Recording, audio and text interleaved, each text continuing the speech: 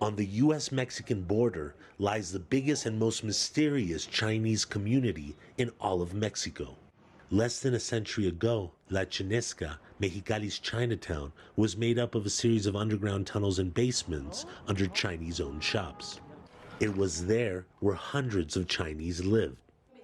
Historians say because of Mexicali's proximity to the border, the tunnels were also used by bootleggers to smuggle alcohol to the U.S. during Prohibition. Now, tours are given to commemorate this lost community. These systems of tunnels created a small city. They used these spaces for housing.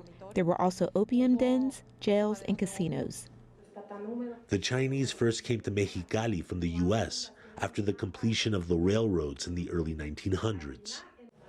They were hired to build an irrigation system in the Mexicali Valley. Soon, the Chinese outnumbered the Mexicans here.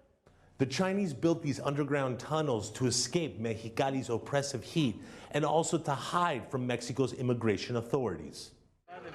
After the Mexican Revolution, anti-immigrant sentiment engulfed the country, and many of Mexicali's Chinese population lost work and were forced to live in hiding. Now, Mexicali has the biggest population of Chinese descendants in Mexico. Luis Manuel Chong of the Mexicali Chinese Association says it's important that their history and contributions are remembered. It was really an economic relationship. Of course, there were problems with the government, but the Chinese brought in a lot of money into the public sector. Their hard work helped construct Mexicali's schools, hospitals, bridges, and highways.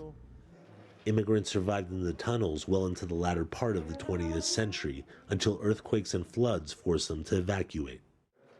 But La Chinesca still remains a symbol of the humble beginnings of the Chinese community, one of the most vibrant expat groups in all of Mexico.